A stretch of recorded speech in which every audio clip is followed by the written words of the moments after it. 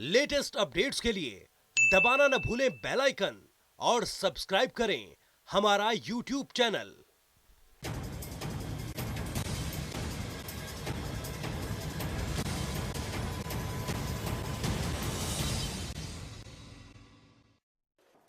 नमस्कार, मैं हूं शशि रंजन और आपका बहुत बहुत स्वागत है जनता टीवी में। हरियाणा में ये जींद गर्मी ऐसी है कि हर तरफ शोर शराबा और सबकी नजरें 28 और 28 के बाद 31 तारीख पे टिकी है। ये जितने नेताजी हैं उनका भी जीना आजकल हराम हुआ पड़ा है। 1:30-2 बजे रात आते हैं और सुबह 8 बजे फिर निकल जाते हैं। इस वक्त नाश्ते पर मौजूद हैं एक नेताजी, नाम है दिग्विजय चौटाला और जननायक जनता पार्टी के समर्थित कैंडिडेट हैं। दिग्विजय जी, बहुत बहुत स्वागत। धन्यवाद साहब, धन्यवाद बहुत बहुत आपका। तो ये जो है आपका नाश्ते का कार्यक्रम सुबह कितने बजे हो जाता है? ये नाश्ते का कार्यक्रम आप 8, 8:30। अच्छा। और जब कभी रात को थोड़ा ज़्यादा लेट हो जाए तो थोड़ा सा 8:30 तक हो जाता है। अच्छा, 8:30 तक हो जाता है। उसके बाद 9 बजे का पहला कार्यक्रम होता है तो अकॉर्डिंगली पहुंच जाते हैं फिर। अच्छा, 9 बजे निकल जाते हैं। जी जनाब। अच्छा, और उसके बाद फिर ये दिन भर खाना पीना कैसे चलता रहता है? ये एक प्रॉपर मील तो यही है। अच्छा। जब 2-3 रोटियां खा के हम यहाँ से निकलते हैं। अच्छा। उसके बाद तो दूध के तकरीबन 70-80 गिलास, दूध किस तरह और चाय के तकरीबन 20। मैं चाय अवॉइड करता हूँ। हाँ। क्योंकि उससे फिर वो Acidity स्टमक अपसेट और हाँ। एसिडिटी और वो सब होती है। और चाय का एक और है, उसकी तासीर खराब हो जाती है जब वो बार बार उबालते हैं। क्योंकि कई प्रोग्रामों में लेट हो जाते हैं। तो फिर उस चक्कर में वो गड़बड़ हो जाती है। तो मतलब ये सुबह की 2-3 रोटियां और उसके बाद 70-80 गिलास दूध। हाँ, 20-25 कप चाय। 20-25 कप चाय। यहाँ सिर्फ चाय है, वहाँ तो चाय पीनी पड़ेगी। हाँ जी। अच्छा जी। और वहाँ मना भी नहीं कर सकते हैं? पर जींद में ये मतलब जो है ना, है कि यहाँ पर दूध का ट्रेंड और कल्चर ज्यादा है। तो हर घर में दूध जरूर आपको मिलता है। दूध मिल जाएगा। ये हमारा पुराना यहाँ से एक्सपीरियंस जो रहा है जींद के अंदर। यहाँ हमारे परिवारजन जो है हमें दूध, इतना दूध पिला देते हैं कि रात तक भूख नहीं लगती। अच्छा। रात को एक आधा कोई फुल्का खा के सो जाओ। अच्छा। सुबह उठो और फिर भागा दौड़ पे जो है ना निकल जाए। अच्छा जी। और मतलब इसमें तो आप दूध चाहे पेट के ऊपर हो जाए नीचे हो जाए मना भी नहीं कर सकते? नहीं, दूध नहीं मना कर सकते। हरियाणा में दूध मना किया तो फिर आपका वो तो वहां का वोट गया। कुछ अगर आपको तो दूध में भी वोट नजर आता होगा ना। उसमें अमृत से ज्यादा मतलब दूध में हमारे कल्चर, हमारे यहाँ एक दूध को जो है वो सम्मान से जोड़कर देखते हैं। दूध को जो है ना एक हमारा सांस्कृतिक तौर पे बड़ा इसको वो बड़ा एक इज्जत की चीज मानते हैं। और पीना पड़ता है। और फिर हरियाणा वाले लोगों को हजम नहीं होगा तो किसको होगा? हमें हजम भी हो जाता है। कोई दिल्ली वाला हो तो वो तो इतना पिएगा तो फिर गड़बड़ हो जाएगी, उसको एडमिट कराना पड़ेगा। तो दिन भर में कितनी सभाएं कर लेते हैं आप? अब डिपेंड करता है सर। अगर शहर में हूँ तो शहर की हमारी 30-35 सभाएं प्लस चाय पानी के प्रोग्राम। क्योंकि जहाँ सभा पे जाते हैं वहाँ चाय पानी भी अलग से होते हैं। जिन्हें ऑर्गेनाइज किया उनके घर भी जाना पड़ता है।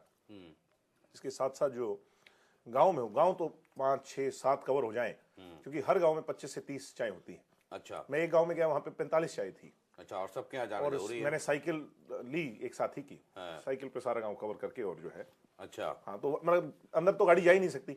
अच्छा। गाड़ी पे कवर करने लग जाओगे तो फिर सारी गाड़ियां मुड़ेंगी, कब घूमेंगी। तो इसलिए अपना साइकिल लो या मोटरसाइकिल लो। मोटरसाइकिल भी मैं चला लेता हूँ। नौजवान साथियों को कोई मोटरसाइकिल मिल जाए तो फिर सबको कहता हूँ कि मोटरसाइकिल पे चलो जल्दी जल्दी। अच्छा, तो गांव में मतलब गाड़ी बाहर छोड़ दी और गाड़ी सीमा पे छोड़ी या गांव की चौपाल जहाँ जाते हैं वहाँ गाड़ियों का काफिला खड़ा कर दिया। उसके बाद साइकिल, मोटरसाइकिल पर या पैदल भी, क्योंकि कवर हो जाता है, पैदल कर। तो आपकी पार्टी में तो आपके अपने ओरिजिनल वाले पार्टी से तो देश निकाला हो गया। उसके बाद नया साम्राज्य स्थापित किया है। तो अभी तो 2 ही लोग हैं, आप या 3 लोग कह लें। आप, आपके भाई और आपकी माता जी, वो भी आ गई हैं अब। नहीं, साम्राज्य तो नहीं मैं इसको कहूंगा। मैं इसको कहूंगा कि ये देखो, एक और अच्छी बात है कि जींद के लोगों की इस पार्टी से इतनी ज्यादा भावना जुड़ी है। और आपने तो देखा ही था जब भी पार्टी फॉर्म कर रहे थे, आप स्वयं यहाँ पर आए थे उसको कवर करने। इसको गांव में जाते हैं तो जननायक जनता पार्टी नहीं, जमा जींद की पार्टी कहते हैं। अच्छा। जींद के लोगों का इस हवन यज्ञ में ज्यादा आहुतियां डली हुई हैं। क्योंकि मैं मानता हूं कि 5-6 लाख लोगों की जो भीड़ थी उसमें ज्यादा संख्या जींद के लोगों की थी। तो जींद के लोगों का जो है ना स्नेह और लगाव इस पार्टी से अच्छा, ये जींद में जो आपने रैली की थी, ये भी ध्यान में रहा होगा कि यहाँ पे भाई इलेक्शन है तो यहीं किया जाए? चौधरी देवीलाल जी और उनके परिवार, उनके पीढ़ी दर पीढ़ी हमारा इस क्षेत्र से राजनीति नहीं, राजनीति से कई गुना आगे बढ़कर के रिश्ता है। और चौधरी देवीलाल जी की जो भी राजनीतिक फैसले रहे, उसकी आगाज, उसकी शुरुआत जो है, कोई भी संघर्ष क्यों ना रहा, उसकी शुरुआत जींद से हुई। अच्छा अच्छा, ये आप जो कह रहे हैं कि जेजेपी को जननायक जनता पार्टी की जगह क्या कहते हैं? जमा जिंद की पार्टी। अच्छा, जमा जिंद की पार्टी। और आपके चाचा जी क्या कहते हैं, ये भी आपको पता होगा? जमानत जब्त पार्टी। जमानत जब्त क्या क्या झूठा कुछ पार्टी कुछ करके 31 तारीख को जब रिजल्ट आएगा, हाँ, तो आपकी तो दो, मतलब दो तरफा सुनो तो लड़ाई सही, है ना। सुनो एक तो जीतना है, एक वो एक अलग लड़ाई है, और एक आईएनएलडी से एक अलग लड़ाई है। वो जिसको जमानत जब्त पार्टी कहते हैं, जमानत जब्त कराना मेरे चाचा का काम नहीं है, ना ही दिग्विजय काम है, ना ही मेरे और उनके कहने से कोई जमानत जब्त करे। जमानत जब्त जनता ने करनी है, किसकी करनी है, किसको विजय बनाना है, किसकी फतेह करवानी है, किसको अपना एमएलए चुनना है, ये जनता का काम है।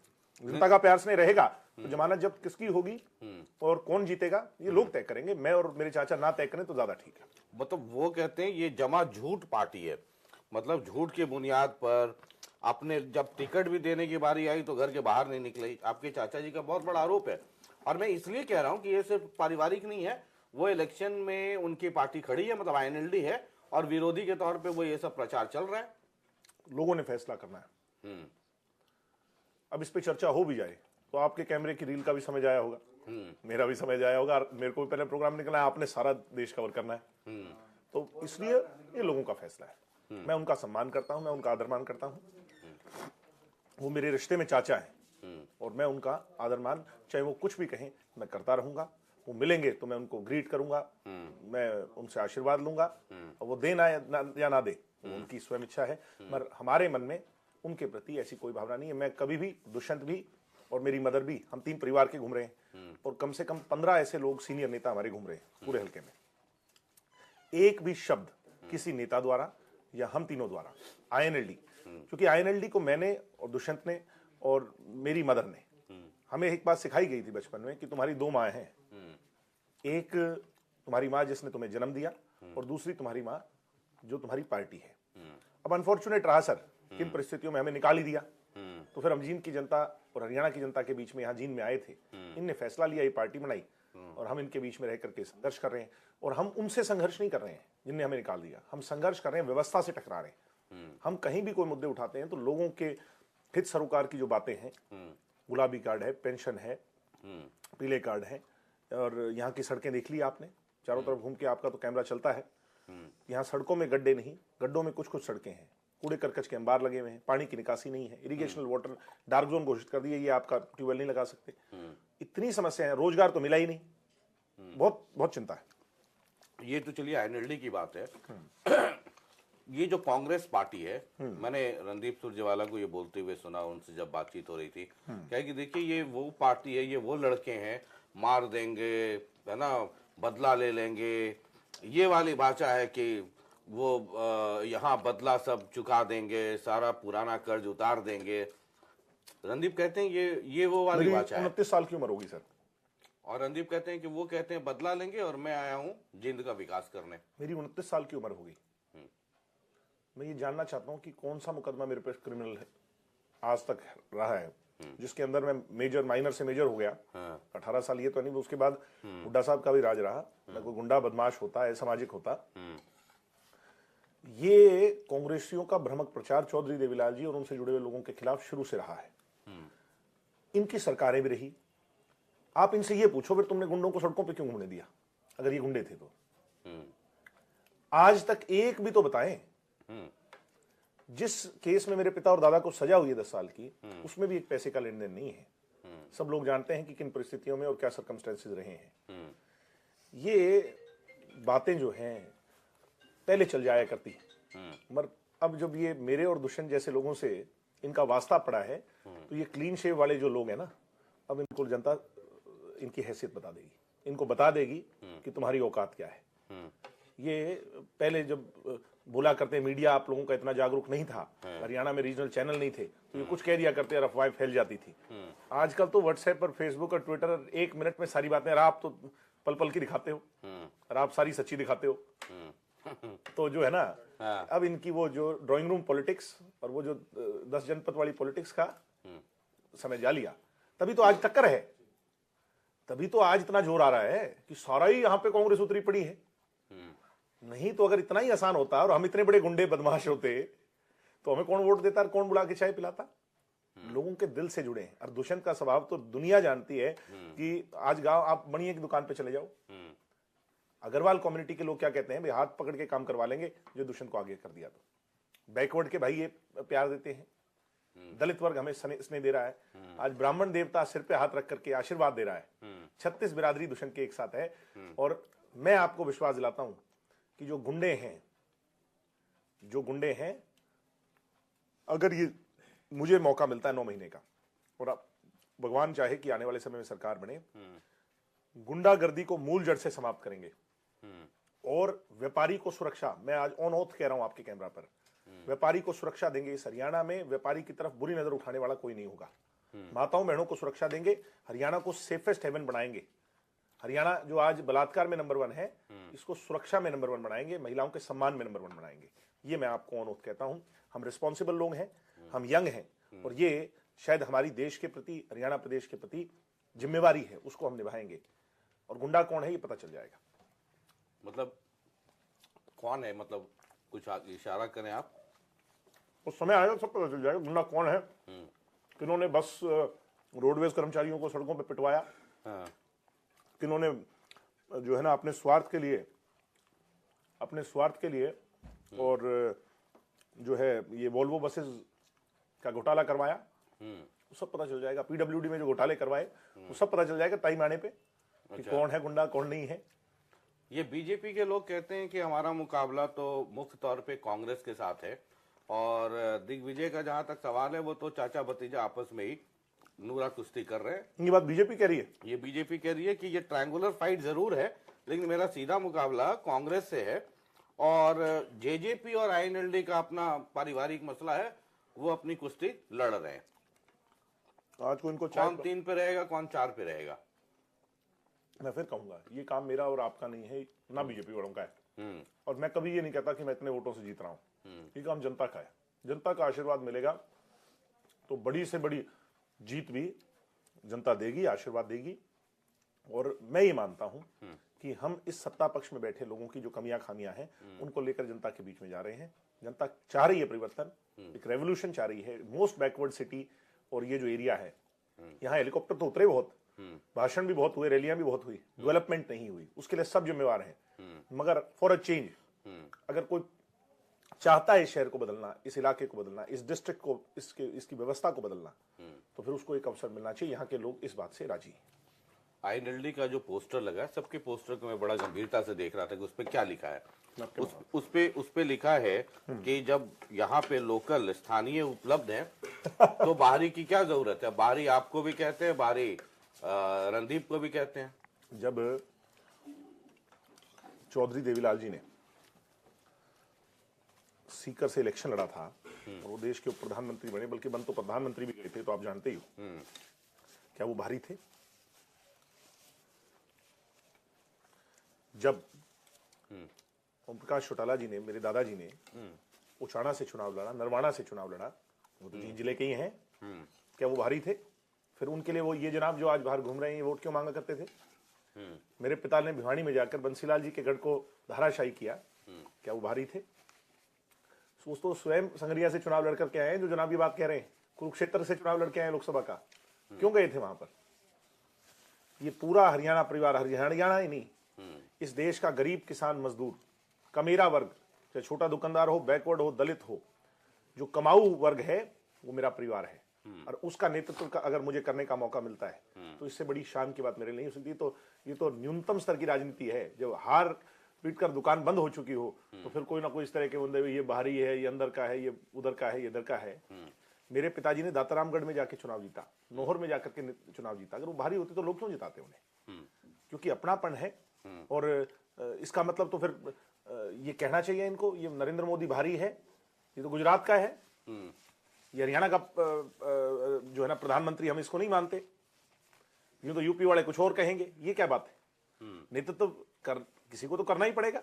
और अगर वो उनको मुद्दों को सुकुशल उठा सकता है, उनको उनको उनको न्याय दिलवा सकता है, और वो समुदाय चाहता है कि नहीं मेरा नेतृत्व ये करे, तो फिर दिक्कत क्या है? और जहां एक्सेप्टेंस है तो फिर वहां तो अपना और पराया होता ही नहीं। मुझे हमें तो विदेशों में जाके भी अपनापन मिल जाता है जी। तो वहां भी जाके कई बार जो ना हरियाणा की कम्युनिटी कहती है भाई आप हमारे हो। मुझे कोई बहुत ही एक सीनियर व्यक्ति ये कह रहा था कि ये जो रणदीप आप हर जगह सुन रहे हैं, ये बीजेपी वालों से भी जेजेपी वालों से भी, दोनों चाहते हैं कि वो चुनाव में बने रहें। जेजेपी को मतलब बीजेपी को ये लगता है कि वो चुनाव में बने रहेंगे तो गांव में कॉन्टेस्ट होगा और डिवीजन ऑफ वोट होगा। देखिए एक फैक्ट है, और जेजेपी को ये लगता है कि रणदीप अगर चुनाव में बने रहे तो शहर में अगर वो वोट ले गए तो बीजेपी को डेंट करेंगे और वैसी हालत में हमारी जीत थोड़ी आसान हो जाएगी। मोदी की लहर थी, यहां से पदम सिंह दहिया जी चुनाव लड़ रहे थे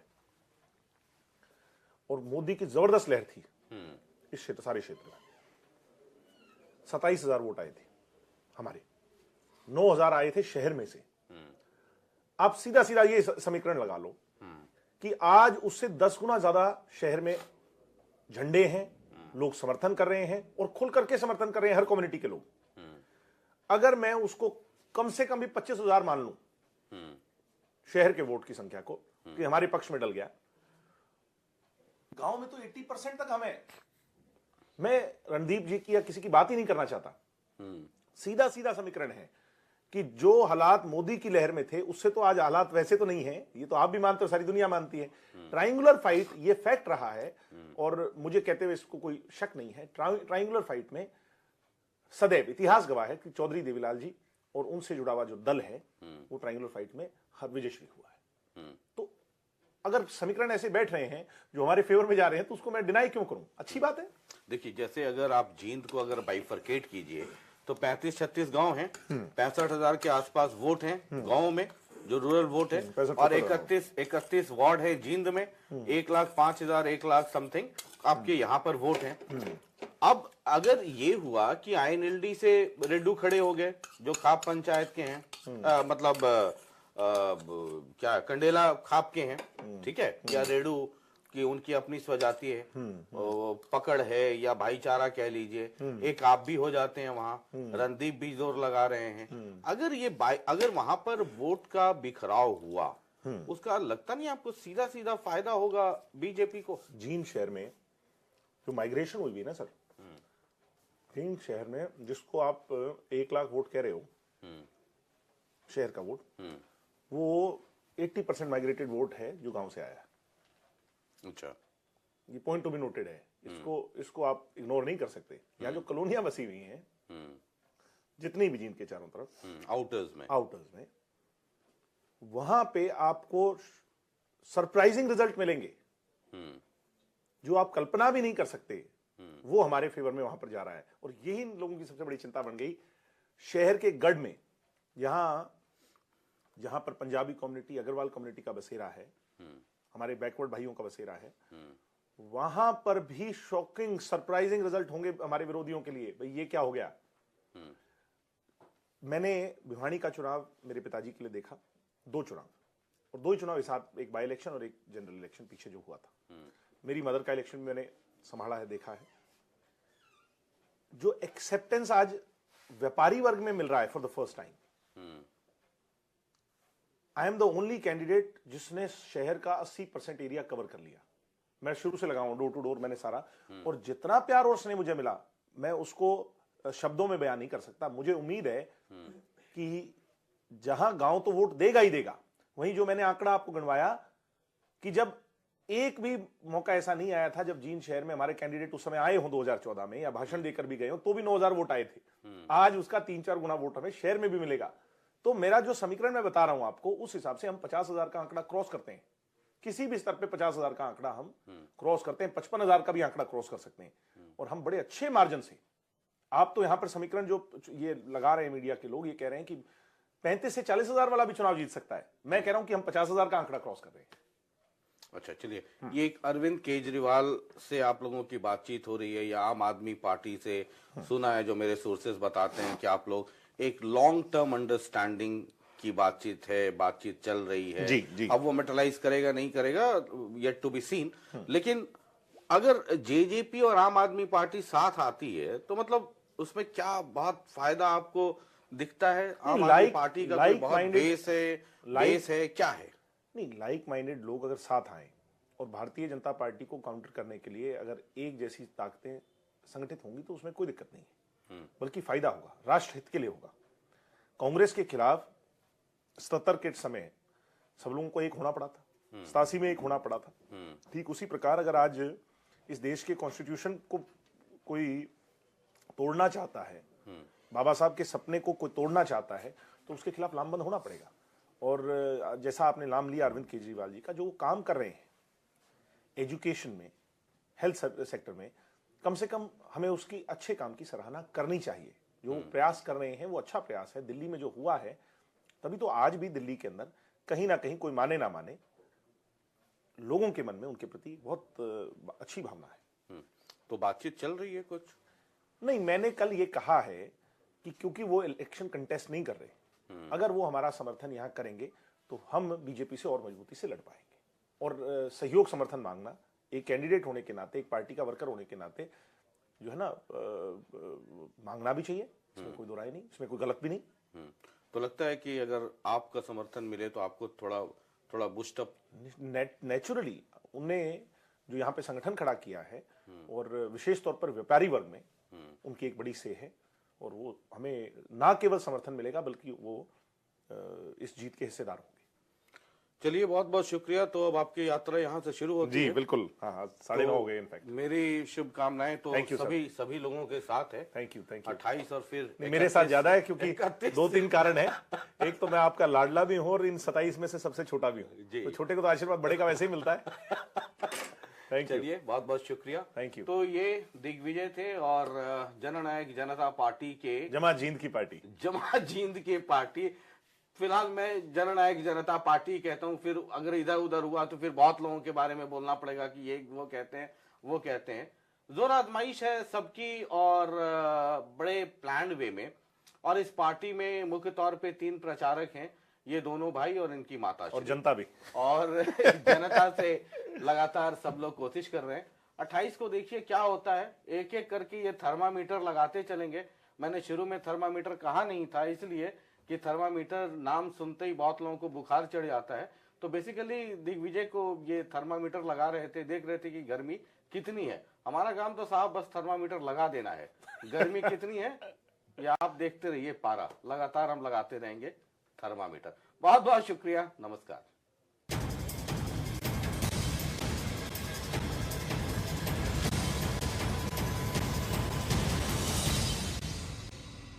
लेटेस्ट अपडेट्स के लिए दबाना न भूलें बेल आइकन और सब्सक्राइब करें हमारा यूट्यूब चैनल।